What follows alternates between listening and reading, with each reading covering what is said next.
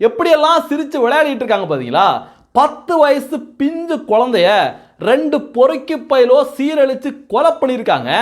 அதை தடுக்க வேண்டிய காவல்துறை அதை பற்றிய செய்தியாளர் சந்திப்பில் ஜாலியாக சிரித்து விளையாடிட்டு இருக்காங்க.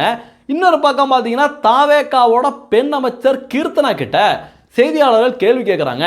இது மாதிரி கோயம்புத்தூரில் ஒரு சின்ன குழந்தைய கொண்டுட்டாங்களே, இது மாதிரி பாலியல் ரீதியாக துன்புறுத்தி கொண்டுட்டாங்களே, அதை பற்றி நீங்கள் என்ன நினைக்கிறீங்க அப்படின்னு கேட்டோன்னே அந்த அமைச்சர் ஜாலியா இதை பற்றியெல்லாம் இப்போ கேட்காதீங்க, அரசியலை பற்றி பேசாதீங்க, துறை ரீதியான கேள்விகள் மட்டும் கேளுங்க அப்படின்னு ஜாலியாக சிரிச்சுக்கிட்டே அசால்ட்டாக பதில் சொல்கிறாங்க. கோயம்புத்தூர் சம்பவம் வந்து தமிழ்நாட்டை ஒரு பரபரப்பாக ஒரு பெண்ணா நீங்க அது என்ன எப்படி அந்த சார் இது இப்போ அட்மினிஸ்ட்ரேட்டிவ் ரிலேட்டடா பேசுவோம் சார், பொலிட்டிக்கல் ரிலேட்டடா 6 o'clock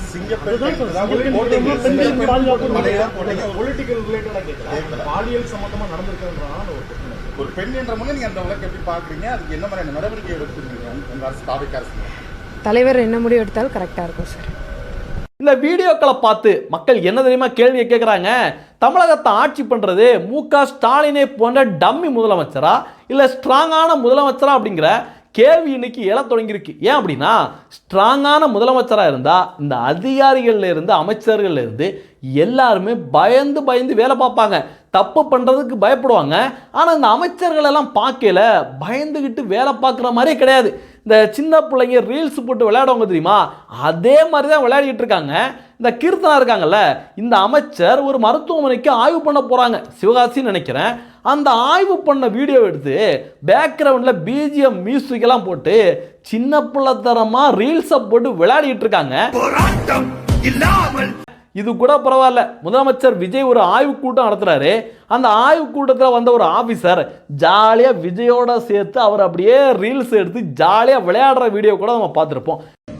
கமிஷனர் அதுக்கு ஆக்ஷன் எடுக்காமே இருக்காங்க. இப்போ இருக்கிற கமிஷனருக்கு வந்து மல்டிபிள் ரெஸ்பான்சிபிலிட்டிஸ் கொடுத்துருக்காங்க. இண்டிபெண்டன்ட் கமிஷனர் இருக்கணும், ஒரே ஒரு கமிஷனரா மட்டுமே இருந்தா மட்டும்தான் அவர் வந்து அந்த அந்த வேலைகளை செய்ய முடியும். அவருக்கு வந்து வேற பல ரெஸ்பான்சிபிலிட்டிஸ், சென்டர் ஆஃப் எக்ஸலன்ஸையும் பார்த்துக்கணும், எஜுகேஷன் டிபார்ட்மெண்ட்டையும் பார்த்துக்கணும். இப்படி பல எவ்வளோ கேஷுவலாக வந்து ரீல்ஸ் எடுத்து விளையாடிட்டு இருக்காரு பார்த்தீங்களா? முதலமைச்சர் ஆய்வு நடத்திட்டு இருக்காரு, அதுவும் முதலமைச்சரோட அறைக்குள்ள ரீல்ஸ் எடுக்கிறோம் அப்படிங்கிற ஒரு சின்ன பயம் கூட இந்த ஆஃபீஸர்களுக்கு இல்லை. முதலமைச்சர் விஜயை பார்த்து இவங்க யாருமே பயப்படலை போல இருக்கு. போலீஸ் ஆஃபீஸர்கள் ஜாலியாக, அவ்வளோ சோகமான விஷயம் நடந்திருக்கு, ஜாலியாக வந்து சிரிச்சுக்கிட்டே பேட்டி கொடுக்குறாங்க. அமைச்சர்களெல்லாம் சொல்லவே வேணாம், ஒவ்வொரு ஏரியாவுக்கு ஒவ்வொரு இடத்துக்கு போனாலும் கேமராவை தூக்கிட்டு போய் அப்படியே பிஜிஎம்மை போட்டு ரீல்ஸை போட்டு இன்னமும் எலெக்ஷனுக்கு முன்னாடி எப்படி ரசிகர்களாக இருந்தாங்களோ அதே மனநிலைமையில தான் இன்னும் அமைச்சர்கள் இருந்துட்டு இருக்காங்க. இந்த தாவேகா ஆட்சி அமைச்ச 15 நாட்களில் தமிழகத்தில் கொடூரங்கள் எவ்வளோ தெரியுமா நடந்திருக்கு? 25 கொலைகள் நடந்திருக்கு, 4 இரட்டை கொலைகள், 19 பாலியல் குற்றங்கள்.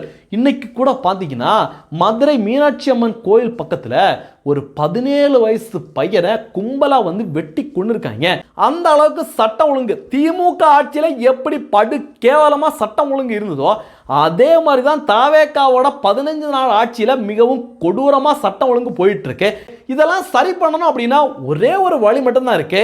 நம்ம முதலமைச்சர் ஜோசப் விஜய் இருக்கார்ல, இவர் நேராக கிளம்பி உத்தரப்பிரதேசம் போய் குறைஞ்சது ஒரு 3 மாசமாவது யோகி ஆதித்யநாத் கிட்ட ட்ரைனிங் எடுக்கணும். ஐயா, நீங்கள் வந்து உத்தரப்பிரதேசோட சிஎம்மா வந்ததுலேருந்து எப்படி சட்டம் ஒழுங்குங்க சரியாக இருக்கு, நீங்கள் என்னென்ன முடிவுகள் எடுத்தீங்க, நீங்கள் சட்டப்பூர்வமாக என்னென்ன பண்ணீங்க, தர்மப்படி என்னென்ன பண்ணீங்க, எப்படி உங்களுக்கு இந்த துணிச்சல் வந்தது, அந்த துணிச்சலுக்கு எனக்கு துணிச்சல் வரணும்னா நான் என்னென்ன பண்ணணும் அப்படின்னு அங்கே போய் அவர்கிட்ட ட்ரைனிங் எடுத்துகிட்டு இங்கே வந்தார் அப்படின்னா கண்டிப்பாக இங்கே சட்டம் ஒழுங்கை சரி பண்ணலாம். இல்லைனா சரி பண்ணுறதுக்கு சாத்தியமே கிடையாது. ஏன்னா அதுக்கு தைரியமாக நிறைய முடிவுகள் எடுக்கணும். ஏன்னா யோகி ஆதித்யநாத் உத்தரப்பிரதேசோட சிஎம்மாக வரையில உத்தரப்பிரதேசத்தில் பார்த்தீங்கன்னா காட்டாட்சி, எப்படி ஸ்டாலினோட ஆட்சி திமுக ஆட்சி தமிழகத்தில் நடந்ததோ அதை விட படு கேவலமான ஆட்சியை அகிலேஷ் யாதவ் நடத்தி எங்கே பார்த்தாலும் ரவுடிசம், எங்கே பார்த்தாலும் கொலை, பெண்களுக்கு எதிரான பாலியல் குற்றங்கள் அப்படின்னு நிரம்பி வழிஞ்சிக்கிட்டு இருந்தது. ஆனால் யோகி அவர்கள் ஆட்சிக்கு வந்தோடனே குற்றவாளிகள்கிட்ட எந்தவித சமரசமே கிடையாது. கிட்டத்தட்ட 9 வருடங்களில் 17,000 என்கவுண்டர் நடத்தியிருக்காரு. கிட்டத்தட்ட ஒரு 500க்கு மேற்பட்ட ரவுடிகளை, பொறுக்கி பயல்களை பரலோகத்துக்கு அனுப்பிவிட்டாரு. துணிச்சலான நடவடிக்கை. சட்டப்பூர்வமாக ஒரு சில விஷயத்துக்கு தீர்வு ஏற்படலைன்னா தர்மப்படி பல முடிவுகளை எடுத்து சும்மா பிரித்து மேய்ஞ்சிருக்காரு. அதனால் உத்தரப்பிரதேசம் இன்னைக்கு ரொம்ப சைலண்டான மாநிலமாக மாறிக்கிட்டே வருது.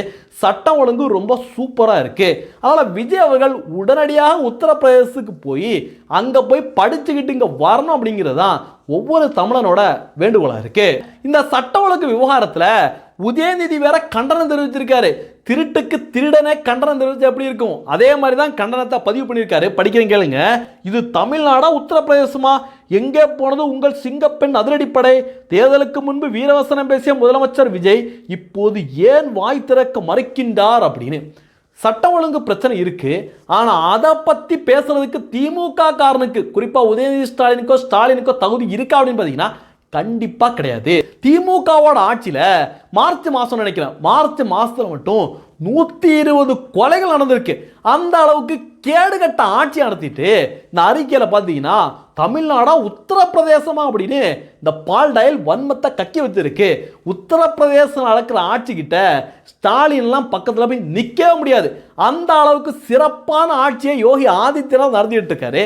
பெண்கள் மீது கை வச்சா அங்கே வந்து பரலோகத்துக்கு அனுப்பிட்டு இருக்காரு யோகி ஆதித்யநாத். சுட்டு தள்ளுறாவன்னு பொசிக்கு தள்ளிட்டு இருக்காரு. ஆனால் இங்கே திமுக ஆட்சியில் என்ன நடந்தது? இந்த பாலியல் குற்றவாளி ஞானசேகரன் இருக்கார்ல, அவனுடைய வீட்டுக்கு போய் மா சுப்பிரமணியன் சார் இருக்கார்ல, அவர் போய் ஜாலியாக போய் பிரியாணி சாப்பிட்றது, உதயநிதி ஸ்டாலினோட ஞானசேகரன் பொறுக்கி போய் ஃபோட்டோ எடுக்கிறது, கேவலமான விஷயங்கள் நடந்துட்டு இருந்தது. ஆனால் உத்தரப்பிரதேசம் அப்படின்னு மீண்டும் வன்மத்தை கக்கி இருக்காப்புல இந்த பால் டயல். ஏற்கனவே பிஜேபி அப்படின்னு சொல்லி தான் கொளத்தூரில் சொந்த தொகுதியில் உங்கள் அப்பாவை குப்பரை தூக்கி சொருகி மக்கள் வீட்டுக்கு அனுப்பிவிட்டாங்க. இன்னும் இந்த உதயநிதி ஸ்டாலின் திருந்தவே இல்லை. இப்படி உதயநிதி ஸ்டாலின் திமுக காரவங்க தான் இப்படி இருக்காங்க அப்படின்னு பார்த்தா திமுகவோட ஆட்சியில் கூட அந்த 200 ஊப்பிகள் இருக்காங்கல்ல, அவங்க வந்து திமுகவோட அமைச்சர்களுக்கு முதலமைச்சருக்கு உதயநிதி ஸ்டாலினுக்கு இவங்களுக்கு தான் அப்படியே பயங்கரமாக வந்து சொம்படிச்சுக்கிட்டு இவங்களுக்கு தான் பயங்கரமாக முட்டு கொடுத்துட்டு இருந்தாங்க. ஆனால் டிவிகேவோட ஆட்சியில் படு கேவலமாக இருக்குது. அதிகாரிகளுக்கும் முட்டு கொடுக்க தொடங்கியிருக்காங்க. இப்போ கூட அந்த போலீஸ்காரவங்க சிரிச்சுட்டு ஒரு வீடியோ வந்துச்சுல, இந்த வீடியோவுக்கு டிவிகேக்காரவங்க முட்டு கொடுத்து இது ஏஐ வீடியோ அப்படின்னு சொல்லி எல்லாரையும் நம்ப வைக்கிறதுக்கு கடுமையாக முயற்சி பண்ணாங்க. ஆனால் ஒரு சில மீடியாக்கள் உண்மையை வெளியிட்ட உடனே எப்பா அது ஏஐ கிடையாது, இதுதான் டிவிகே ஆட்சியோட லட்சணம் அப்படின்னு நிறைய பேர் பதிவை போட்டு எல்லாத்தையும் சுக்குதூராக உடச்சி தள்ளிட்டாங்க. இந்த ரூட் மீடியா அப்படிங்கிற ஒரு மீடியா கொடூரமான வேலையை மக்களை எப்படி ரீல்ஸை போட்டு நம்ப வச்சாங்களோ அதே மாதிரி இந்த மாதிரி தப்புகளை மூடி மறைக்கிறதுக்கும் திமுகவோட ஆட்சியை விட படு வேகமாக இந்த டிவிகே ஆட்சியோட செயல்பாடுகள் இருக்குது. அதுலேயும் பார்த்தீங்கன்னா அந்த டிவிகேக்காரவங்க தந்தி டிவின்னு நினைக்கிறேன், அதில் வந்து இந்த கோயம்புத்தூர் சம்பவத்தை பற்றி ஒரு செய்தியை வெளியிட்டு இருக்காங்க. உடனடியாக அந்த டிவிகே காரவங்களோட புத்தியை பாருங்க, ஒரு பதிவு ஒன்று போட்டிருக்கான். உண்மையிலே நம்மளால் படிக்க முடியாது, அவ்வளோ கொடூரமான பதிவு உங்களுக்கு டிஸ்பிளே பண்ணுறேன் பாருங்க. இதே மாதிரி தான் டிவிகே காரவங்களோட மனநிலைமை இருக்கு. ஒரே ரீல்ஸ் உலகத்தில் வாழ்ந்துட்டு இருக்காங்க.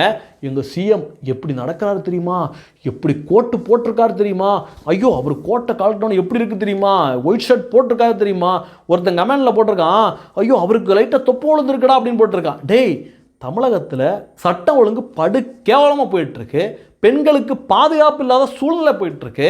அமைச்சர் ஒரு பக்கம் சிரிக்கிறாங்க, காவல்துறை அதிகாரிகள் ஒரு பக்கம் சிரிக்கிறாங்க. இவங்க என்னடானா விஜய் எப்படி நடக்கிற பார்த்தியா, அவர் எப்படி உட்கார்ந்துருக்காரு பார்த்தியா, அவர் தாடியை பார்த்தியா, தாடியில் ஒரு முடி நரைச்சிருக்கு பார்த்தியா அப்படின்னு அடேங்க அப்பா விட்டா வேற ஏதோ பேசிடுவாங்க போல இருக்கு. அந்த அளவுக்கு படு கேவலமாக இருக்குது இவங்களோட மைண்ட் செட்டு. இவங்களுடைய இதே மாதிரி இந்த டிவிகே பாய்ஸ் இதே மாதிரி பண்ணிட்டு இருந்தாங்கன்னா கண்டிப்பாக அந்த டிவிகேவோட ஆட்சி ரொம்ப நாளெலாம் போகாது. மக்களே வந்து வெகுட்டு எழுந்து இந்த ஆட்சியை வீட்டுக்கு அனுப்பினாலும் அனுப்புவாங்க. அந்த அளவுக்கு படு கேவலமான வேலைகளாக பண்ணிகிட்டு இருக்காங்க. இன்னைக்கு கூட லேட்டஸ்ட்டாக ஒரு பிரேக்கிங் நியூஸை காண முடிஞ்சுது. தாவேக்காவை சேர்ந்த நிர்வாகி செங்கல் சூளையில் போய் எப்பா மாதம் எங்களுக்கு 1 லட்சம் வேணும் அப்படின்னு செங்கல் சூழலில் போய் மிரட்டியிருக்காப்புல. அந்த தொழிலாளர்கள் எல்லாமே ரோட்டுக்கு வந்து உட்காந்து போராட்டம் பண்ணுற காட்சிகளை காண முடிஞ்சுது. அந்த வீடியோவை கூட போடுறேன், ஏன்னா அதை கூட ஏஏ அப்படின்னு சொல்லிக்கிட்டு இந்த ரூட் மாஃபியா வேறு மாதிரி செய்திகளை பரப்புனாலும் பரப்புவாங்க. அந்த மாதிரி வெறி பிடிச்சி அலைஞ்சிட்டு இருக்காங்க. அடுத்து இன்னொரு சகோதரர் கூட ஒரு வீடியோ ஒன்று வெளியிட்டாரு. திமுக காரவங்க தங்களுடைய கட்சிக்குழியை மாற்றுறதுக்கு எப்படி ரோட்ல ஓட்டையை போடுவாங்களோ, நல்லா இருக்கிற ரோட உடைப்பாங்களோ, அதே வேலையை தான் தாவேக்காவும் மாற்றணும்னு சொல்லி பண்ணிட்டு இருக்காங்க அப்படின்னு அந்த வீடியோ கூட இப்போ வைரல் ஆயிட்டு இருக்கு. தார் ரோட ஓட்டை போட்டு கொடி நடுறது தான் யூஸ்வலாக இருக்கிற பழக்கம். மாற்றம் வந்துருச்சுன்னு நினைச்சோம், ஆனால் மாற்றம் வந்த மாதிரி தெரியலையே. நீங்களும் கொடியை தார் ரோட ஓட்டை போட்டு நட்டு வச்சிருக்கீங்க. இது என்ன மாற்றம்னு கொஞ்சம் சொல்றீங்களா? அப்புறம் பார்த்தீங்கன்னா அந்த அமைச்சர் அருண்ராஜ் இருக்கார்ல, சுகாதாரத்துறை அமைச்சரா, அவர் ஒரு பேட்டி கொடுத்திருந்தாரு. அந்த பேட்டியை பார்த்து நான் சில்லறையை சிதற விட்டேன். என்ன அப்படின்னா, தாவேக்காவோட அமைச்சர்கள் இருக்காங்கல்ல, இவங்க எல்லாருமே ஜிஹெச்சில் தான் அவங்களுக்கான மெடிக்கல் ட்ரீட்மெண்ட் எடுக்கணும் அப்படின்னு சொல்லியிருந்தாரு. நம்மளாம் அப்படி சில்லறையை சிதற விட்டோம். அப்பா என்னையா அது இப்படிதான் சொல்கிறாங்கய்யா, உண்மையிலே பெரிய மாற்றமாக இருக்குமா அப்படின்னு நினச்சேன். ஆனால் நேற்று பார்த்தீங்கன்னா அமைச்சர் செங்கோட்டையன் இருக்கார்ல, அவர் தனியார் மருத்துவமனையில் போய் ட்ரீட்மெண்ட் எடுத்துக்கிட்டு அப்படியே ஹாயாக சொகுசாக ட்ரீட்மெண்ட் எடுத்து வந்துட்டு இருக்காரு. இப்போ நிறைய பேர் கேள்வி கேட்க தொடங்கியிருக்காங்க, என்னையா இது திமுக காரணம் மாதிரி ஒன்று பேசுகிறீங்க, செய்கிறது ஒன்றா இருக்குது அப்படின்னு மக்கள் இன்னைக்கு கேள்வி கேட்க தொடங்கியிருக்காங்க. அடுத்து பார்த்தீங்கன்னா தாவேக்காவோட ஹிந்து அறநிலைத்துறை அமைச்சர் அவர் ஒரு கோவிலுக்கு இன்ஸ்பெக்ஷன் போகிறாரு. அங்கே போய் இதனை எஸ்பி டேட் இல்லையா, இது இல்லையா, அது இல்லையான்னு கேட்டுட்டு கடைசியாக இந்த திமுக காரன் என்னென்ன சேட்டையாக கொடுத்தானோ அதே மாதிரி ஒரு உத்தரவோட போகிறாரு. பொதுவாக அமைச்சர்கள் ஆய்வுக்கு போனால் அதிகாரிகளுக்கு உத்தரவு போடுவாங்க, எப்பா அது எந்தெந்த இடத்துல இந்த மாதிரி நடக்குது, எல்லாம் எஸ்பி டேட் போடுறாங்களா அப்படின்னு நீங்கள் வாட்ச் பண்ணுங்க அப்படின்னு அதிகாரிகளுக்கு உத்தரவு போடுவாங்க. ஆனால் தாவேக்காவோட அமைச்சர் என்ன தெரியுமா பண்ணாரு, பக்கத்தில் இருந்த தாவேக்காவோட அல்லக்கையை கூப்பிட்டு, எப்பா நம்ம கட்சி நிர்வாகிகள்கிட்ட எல்லா கோவில்லையும் போய் பார்க்க சொல்லுங்க, அங்கே என்னென்ன எஸ்பி டேட்டில் இருக்குன்னு கேட்க சொல்லுங்க அப்படின்னு தாவேக்க நிர்வாகிக்கு ஆர்டர் போட்டுட்டு இருக்காப்புல. இதே வேலையை தான் திமுக காரணம் பண்ணான். திமுக ஆட்சிக்கு வந்தோன்னே, எப்பா என்ன எங்கள் ஐயாவோட ஆட்சி, என்ன எனக்கு புரோட்டா தர மாட்டியா, மூஞ்சிலே குத்துவேன், எனக்கு புரோட்டா தான் ஒழுங்கா, எனக்கு பிரியாணி தான் அப்படின்னு கடையாக சேட்டை கொடுத்தாங்க. அதே வேலையை தாவேக்கா காரவங்களும் இப்போ தொடங்கியிருக்காங்க. அடுத்து பார்த்தீங்கன்னா தாவேக்காவோட ஒரு அமைச்சர்கிட்ட அமைச்சராக பதவி ஏற்று கிட்டத்தட்ட ஒரு 3-4 நாள் ஆயிடுச்சு.